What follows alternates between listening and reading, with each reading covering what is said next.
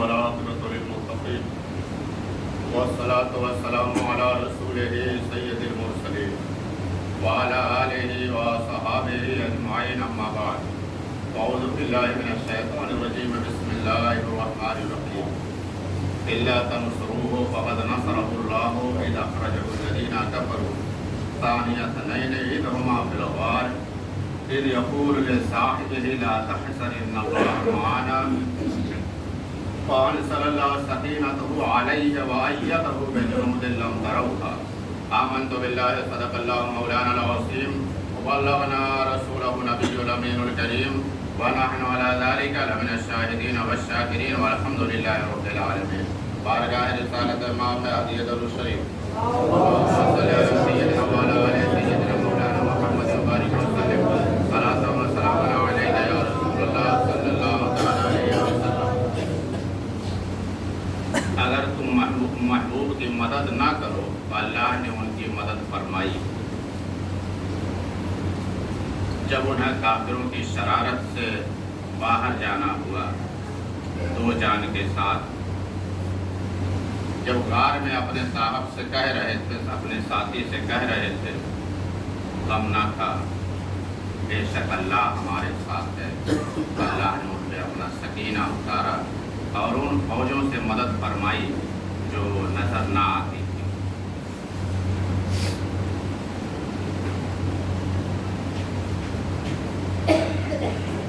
امت کا پہلا شخص، حضور کے بعد پہلا خلیفہ، اور امت میں ہر معاملے میں، ہر نیکی کے معاملے میں جو سب پہلا شخص ہے وہ حضرت ابوبکر صدیق۔ آج لگ بھگ چوتھا جمعہ ہے۔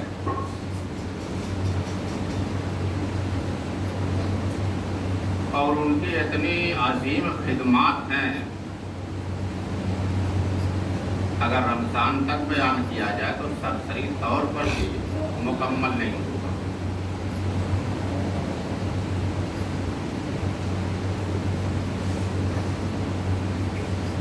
ان کی خلافت کی جو خدمات ہیں، جو اس ہجرت کے بعد ان کی جو خدمات ہیں،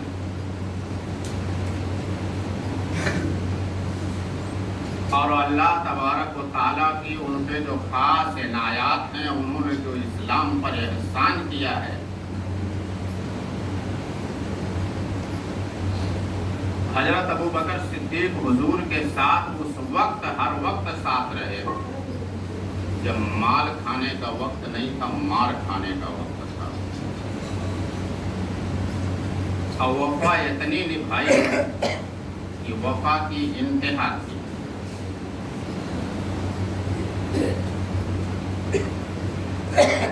پورا مال نچھاور کر دیا، ریشم کی چار مارکیٹ، 6 مارکیٹیں ان کے پاس تھی۔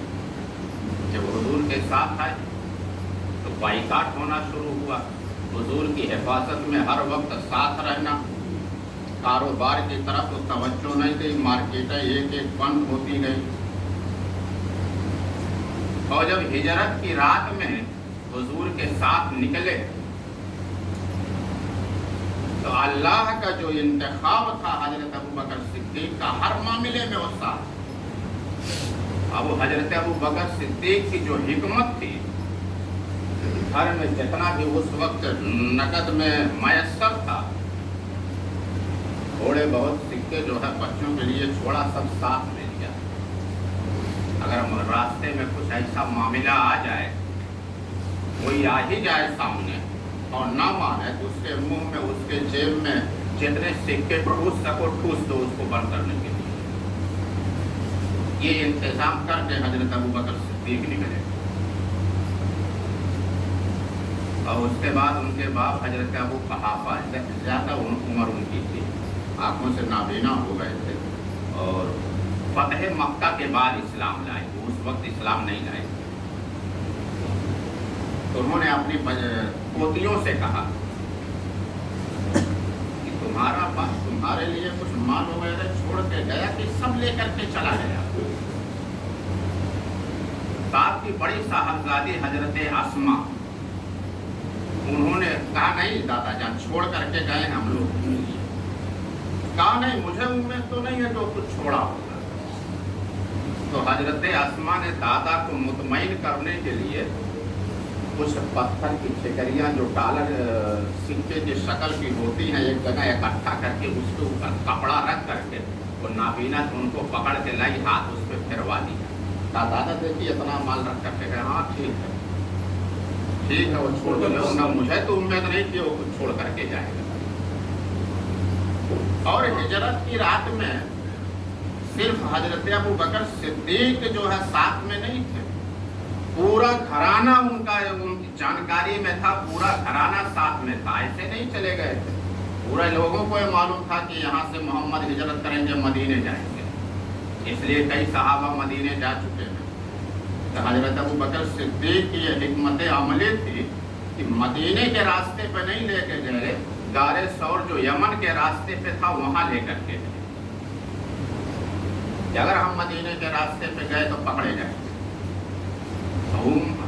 آخری نبی کو بچانا ہے, نبیین کی جو آخری کڑی, آخری نبی کو بچانا ہر حال میں.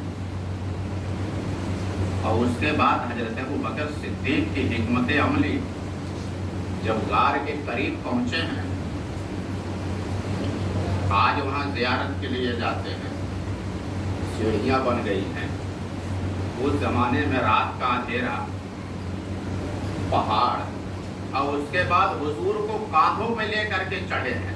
یا رسول اللہ اگر آپ اپنے قدموں سے چلے تو یہاں تک قدموں کے نشان ہے, صبح کھوجی لگ جائیں گے. دھوکہ دینے کے لیے قدموں کے نشان ایک غائب ہو جانا چاہیے, صرف ایک ہی قدموں کا نشان ہونا چاہیے. رات کی تاریکی میں اونچے پہاڑ پر ایک آدمی کو کاندھے پہ لے کر کے چڑھنا. جب کھوجی پہنچے ہیں وہاں, بڑا اسپیشلسٹ تھا, اعلیٰ فیس پر اس کو جو ہے بلایا. جب وہاں تک پہنچا تو بیٹھ گیا سر پکڑ کر کے, ادھر ادھر دیکھا. قافلوں نے کہا کیا ہوا, کہا خاموش رہو تھوڑی دیر. پھر ادھر ادھر دیکھا, کہا کیا ہوا, کہا میرا علم جواب دے گیا, میں واپس جا رہا ہوں, فیس مت دینا. کہا ہوا کیا, کہا یہاں تک تو 2 قدموں کے نشان ہیں, یہاں کے بعد صرف ایک ہی قدم ہے. ایک قدم کے نشان کہاں گئے, زمین کھا گئی یا آسمان کھا گیا, کھا لیا. ابو جہل تھا جسے ابو الحکم کہتے تھے, کہا تیرا علم جواب دے گیا نا, میرا علم باقی ہے. ابو بکر نے یہاں سے کاندھوں پہ اٹھا لیا. کہا یہ کیسے ممکن ہے, کہا ہم کو دھوکہ دینے کے لیے کچھ بھی کر سکتا ہے. وہ محمد کو کاندھوں پہ اٹھا کے لے کے گیا, ہم کو اندھیرے میں رکھنے کے لیے. تو بہرحال حضرت ابو بکر غار میں تھا, ان کا پورا گھر ایسے وہاں نہیں بیٹھے تھے. کھانے پینے کا 3 انتظام کیا تھا. آپ کے بڑے صاحبزادے حضرت عبداللہ روزانہ مکے میں کیا پلاننگ ہو رہی ہے یہ پوری بات وہاں پہنچاتے تھے. کھانے پینے کا معاملہ وہاں تک پہنچاتے, کھانا وغیرہ لے کر کے جاتے. آپ کا پورا گھرانہ واقف تھا. اور عبداللہ وہاں جائیں گے, قدموں کے نشان پڑیں گے, لوگ اڑ رہے تھے چاروں طرف. تو اس کا انتظام ابو بکر صدیق نے کیا تھا. آپ کا ایک غلام تھا عبداللہ بن فہیرہ, وہ آپ کی بکریاں چرایا کرتا تھا. 2-4 نہیں ہوتی تھی, سینکڑوں کی تعداد اس زمانے میں ہوتی تھی. تو کہا تم آس پاس پہاڑ کے اپنی بکریاں لے کے رہنا. جب عبداللہ رات میں آئے واپس جائے تو الگ صبح سورج نکلنے سے پہلے اسی راستے پہ تم بکریاں دوڑا دینا تاکہ قدموں کے نشانات مٹ جائے. اب دیکھنے کی بات یہ ہے, غلام تھا اور انعام کتنے رکھے ہوئے تھے. حضور کے سر پر 100 اونٹ, ابو بکر صدیق کے سر پر 100 اونٹ. 100 اونٹ کا مطلب ہوا آج کے دور میں 100 ٹمپو رکھے ہوئے تھے. بڑا بھاری انعام تھا. لیکن غلام تھا, اگر مخبری کر دیتا تو غلامی سے ہٹ کر کے مکہ کا امیر ترین رئیس بن سکتا, لیکن مخبری نہیں کی. روزانہ جو ہے وہ عبداللہ جو کھانا لے کر کے جاتے, خبریں پہنچاتے, اس کے بعد وہ اپنی بکریاں وہاں سے صبح کے وقت وہاں دوڑا دیتا تاکہ قدموں کے نشانات مٹ جائے. 3 دن رہے, 3 दिन के बाद जब मामला हुआ, हजरत अबू बकर सिद्दीक ने उसके लिए 2 ऊँटनियाँ पहले से रखी थी। दूसरे दिन कहा कल तीसरी शब्द जब घुमाना अपने लड़के से 2 ऊँटनियाँ और सफ़र के अखराजात, जो खाने पीने का सामान है वो ले करके आना। तो सुबह पहुँचाया। अला सुबह हजरत अबू बकर सिद्दीक मदीने की तरफ रवाना हुए। रात की तारीख में आम रास्ते से हट के चल रहे थे ताकि किसी से मुलाकात ना होने पाए, लेकिन एक आराबी कहीं से देहात का नखलिस्तान का रहने वाला था, वो आ रहा था। उसने पहचान लिया। कहा अबू बकर कहा ये कौन है? नाम तो नहीं बता सकते थे और झूठ भी नहीं बोल सकते थे। अबू बकर ने बड़ी हिकमत अमली से कहा कि ये मेरे रहबर है। और उस जमाने में रहबर जो है, जो लोग सफ़र वगैरह करते थे, अगर आगे का रास्ता नहीं मालूम होता तो उस इलाके से एक लीज पर रहबर रख लेते थे। वो रास्ता बता देता था कि फला इलाके तक हमको पहुँचा। तो उसने समझा कि रहबर जो आमतौर पर रवाज है, ये रहबर का रास्ता बताने वाले। अबू बकर सिद्दीक ने मान लिया तीनों दुनिया के रहबर है। ये कहीं वो मदीने आया, सुबह सुबह हरम शरीफ में पहुंचा। कहा मैंने अबू बकर को देखा चाहती, साथ में कौन था? अब 3 दिन का मामला हो गया था। लोग ढूंढ करके, खोज करके, तलाश करके थक गए थे। अब मामला तलाश अब भी जारी थी, लेकिन अब शिद्दत कम। वो तस्करा कर रहा था, मैंने एक शख्स को देखा इस रास्ते पर। अबू बकर को तो मैंने पहचाना, एक शख्स और कौन था ये नहीं पहचाना। वहाँ एक शख्स सुराका इब्न मालिक था, वो सुन रहा था। कहा किधर गए? कहा इस तरफ गए। बड़ा ऊंचा इनाम था। उसने फट से वहाँ से उठा जो है, अपने 2-4 गुलाम को लिया और कहा कि गुलाम से कहा कि घोड़े लेकर के मक्का के बाहर जाओ, किसी को खबर ना होने का, कोई और जो है इस इनाम में शरीक नहीं होना चाहिए। पहुँचा तो हुजूर के करीब जब पहुंचा तो हजरत अबू बकर सिद्दीक ने देख लिया। कहा या रसूलल्लाह, सुराका इब्न मालिक आ रहा। कहा ने तो जब करीब पहुंचा तो हुजूर ने इशारा किया, जमीन को इशारा किया। कहा ये जमीन सुराका को पकड़ ले। घुटनों तक घोड़ा जो है जमीन के अंदर फंसा। जब एक पैर फंसा तो तवाजुन बरकरार न रहा, जमीन पर चला रहा। उठा। उसने समझा कि शायद कोई परिंदा वगैरह अचानक उड़ा, घोड़ा भी लग गया। फिर घोड़े पे सवार हुआ, फिर आगे बढ़ा। जब करीब हुआ, होना चाहता, अबू बकर सिद्दीक ने कहा हुजूर करीब होना चाहता है। कमंद वगैरह जो रस्सी की होती तो फेंकना चाहता था। तो हुजूर ने फरमाया ये जमीन सुराका को पकड़ ले। अब पूरा और उससे ज्यादा फेंकनों के ऊपर घोड़ा जमीन में धंस गया। उसने फिर हुजूर से कहा मैं आपसे वादा करता हूँ, अब मैं आपको कोई नुकसान नहीं पहुँचाऊँगा। मुझे ज़मीन को इजाज़त दे दे, मेरा घोड़ा बाहर निकाल दे। हुजूर ने फरमाया ज़मीन को सुराका को छोड़ दे। घोड़ा बाहर आया, लेकिन 100 ऊँट का इनाम, 200 ऊँट का इनाम था दोनों के सब। ये जो लालच इतना बड़ा इनाम था कि ये खामोश रहने नहीं देती। फिर आखिरी बार कोशिश किया। हुजूर ने फरमाया ज़मीन सुराका को पकड़ ले। पेट के बल, पेट तक जो है घोड़ा जमीन के अंदर धंस गया। इसने बड़ी मन्नत समाजत की, कहा आप जो है मुझे इस परेशानी से निजात दिला दें। यकीन दिलाता हूँ आपको कोई नुकसान नहीं पहुँचाऊँगा, यहाँ से वापस जाऊँगा। अगर कोई आ भी रहा होगा तो उसको वापस करता जाऊँगा कि मैं दूर तक यहाँ इस रास्ते पर देख आया हूँ, मोहम्मद अबू बकर का कहीं पता नहीं है। आपने फरमाया जमीन सुराका को छोड़ दी। लेकिन ये बहादुर के साथ साथ दूर अंदेश भी था। ये समझ गया कि जमीन जिसके हुक्म की पाबंद है, ये शख्स आज तनहा जा रहा, लेकिन एक दिन ऐसा होगा कि वापस आएगा। ये वापस आ सकता है। और जब वापस आएगा तो जो लोग साथ में होंगे मेरी इस गुस्ताखी को माफ नहीं करेंगे। वो लोग मुझे ढूंढ करके इसका बदला चुकाएंगे। तो उसने कहा कि मैं वापस तो चला जाऊंगा, लेकिन ये शर्त है, आप वो शर्त पूरी कर दें। रास्ते में जितने लोग आते होंगे सबको वापस करता जाऊंगा। बताओ शर्त क्या है? कहा मुझे यकीन है कि आप आज तन्हा जा रहे हैं, जान बचा के भाग रहे हैं, जा रहे हैं, लोग आपके पीछे पड़े, लेकिन एक दिन आप वापस आएंगे, मेरा विजदान कहता आप वापस आएंगे। कहा मुझे आमान नामा लिख करके दें, इसलिए जो लोग उस वक्त आपके साथ में होंगे मेरी उस गुस्ताखी का बदला जरूर चुकाएंगे। आप मुझे आमान नामा लिख दें, ताकि अगर मैं पकड़ा जाऊं उस वक्त आमान नामा दिखा सकूं। तो आपने अबू बकर सिद्दीक को फरमाया लिख दो। अब उस वक्त कागज वगैरह तो कुछ था नहीं, तो आपने चादर के एक टुकड़ा फाड़ा और उसी पर जो चीज़ मयसर थी उसी से लिखो कह रहे, तो आपने उसके पास दे दिया। जब वापस जाने लगा तो हुजूर ने फिर बुलाया सुराका। कहा क्या? कहा सुराका मैं इस उम्मत का नबी हूँ, मैं आखिरी नबी हूँ, और नबी के घराने की ये रीत होती है किसी को अपने दर से वो खाली हाथ नहीं भेजता।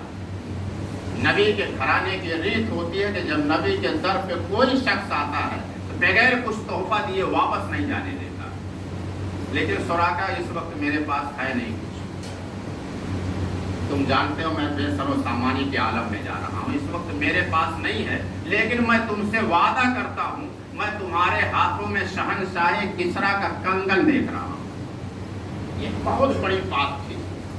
हिजरत की रात में जो आम रास्तों से हट करके अलग रास्तों से चल रहा हो कि पकड़े ना जाए, जा रहा हो, जिसका कोई अभी वतन ना हो, और वो ये कह रहा हो शहनशाही किसरा का कंगन दे रहा हूं तुम्हें। किसरा उस वक्त दुनिया की दूसरी सुपर पावर ताकत थी। ईरान की उस जमाने में दूसरी सुपर पावर ताकत थी, उसके शहनशाह का कंगन देना ये बहुत बड़ी बात थी। कि सुराका तुम ये समझते हो हम बेसरो सामानी के आलम में जा रहे हैं, तुम अपनी जिंदगी में देखोगे किसरा तक ईरान तक हमारे जेरे नगी होगा, उसका कंगन हम तुम्हारे हाथ में। हालांकि उस सोने का कंगन पहनता। ये हिजरत के मानो सुराका चले आए, हुजूर मदीने पहुंचे, फतह मक्का हुआ, फतह मक्का के बाद सुराका ईमान लाए। हुजूर इस दुनिया से विसाल फरमाया, अबू बकर सिद्दीक का ज़माना खिलाफत आया। उनके ज़माने खिलाफत में शहनशाह किसरा से दुनिया की जो दूसरी सुपर पावर ताकत थी उससे थोड़ा छेड़छाड़ हुई, सरहदों से झड़पन शुरू हुई। हजरत उमर फारूक के ज़माने तक उसके दारुल हुकूमत पे कब्जा हो गया। वहाँ से जो माले गनीमत आया मदीने, जब वह हजरत उमर फारूक माले गनीमत लोगों में तकसीम फरमा रहे थे, वो किसरा शहनशाह का कंगन भी हाथ में आया, और उसके सुराका का ईमान ये था। हजरत उमर फारूक के ज़माने तक जिंदा थे, और उसके बाद बीच में एक बार बहुत बीमार पड़े। इतना बीमार पड़े कि जो लोग अजीज व अकारिब थे, रिश्तेदार थे, वो आपको देखने आने लगे कि आखिरी वक्त है, चलें देख ले। वो ताज़ियत के लिए आने लगे। आप उनसे फरमाते थे इत्मीनान रखो, मैं मरूंगा नहीं, अभी मेरी मौत का वक्त नहीं आया है। तो लोग ये समझते थे शायद उम्र ज़्यादा हो गई है, इस बुनियाद के दिमागी तवाज़ुन ठीक नहीं है। लेकिन जब लोग कसरत से आने लगे तो बूढ़े आदमी के झुंझुला गए। और कभी कभी लोग बीमारी के इतना पूछते, इतनी ताज़ियत भी करते हैं कि लोग परेशान हो जाते हैं। जैसे राहत इंदौरी ने कहा था, राहत इंदौरी मरहूम ने, अफवाह थी कि तबीयत मेरी खराब है, अफवाह थी कि तबीयत मेरी खराब है, लोगों ने पूछ पूछ के बीमार कर। इतनी ताज़ियत से आने लगे। आप दीवार के साथ करवट से लेटे हुए थे, अब कुछ लोग फिर आ गए। एक वक्त तो अभी रुखसत हुआ था, आप इत्मीनान से दीवार की तरफ करवट ले करके लेटे, दूसरा वक्त पहुंचाया। अब झुंझुलाहट में आप बैठ नहीं सकते थे, दीवार का सहारा लेकर के उठ के बैठ गए। कहा मैंने आप लोगों से कह दिया कि मैं अभी नहीं मरूंगा, मेरी मौत का वक्त नहीं आया है। तुम जानते हो हिजरत की रात में मैंने हुजूर का पीछा किया था, और जब मैं वापस जा रहा था हुजूर ने कहा था पैगंबर की घराने की ये रीत होती है, अपने दर से बगैर तोहफा दिए वापस नहीं जाने देता। मेरे पास इस वक्त नहीं है, मैं तुम्हें शहनशाह किसरा का कंगन दे रहा हूँ, देखो मेरे दोनों हाथों को देखो। ابھی کسرا کا کنگن نہیں آیا ہے، اور جب تک کسرا کا کنگن میرے ہاتھ میں آئے گا نہیں، میں مروں گا نہیں۔ اگر میں مر گیا تو نبی کی بات جھوٹ ہوگی، اور نبی کی بات جھوٹ ہی نہیں ہوگی۔ حضرت عمر فاروق کے زمانے میں جب وہ کسرا کا کنگن آپ مال غنیمت تقسیم فرما رہے تھے، ہاتھ میں آیا تو لوگوں نے کہے تو سراقہ کا حصہ ہے۔ تو جو ارد گرد لوگ تھے، آپ نے کہا کہ سراقہ کو بلاؤ۔ کئی لوگ چلے، بڑا جذباتی معاملہ تھا۔ کچھ لوگ ادھر گلی سے پہنچے، یا سراقہ یا سراقہ، کچھ لوگ ادھر سے پہنچے، یا سراقہ یا سراقہ۔ ان کے مکان پہ کئی لوگ پہنچ گئے، یا سراقہ، امیر المومنین بلا رہے ہیں، کیا معاملہ ہوا؟ اتنے لوگ نہیں تھے۔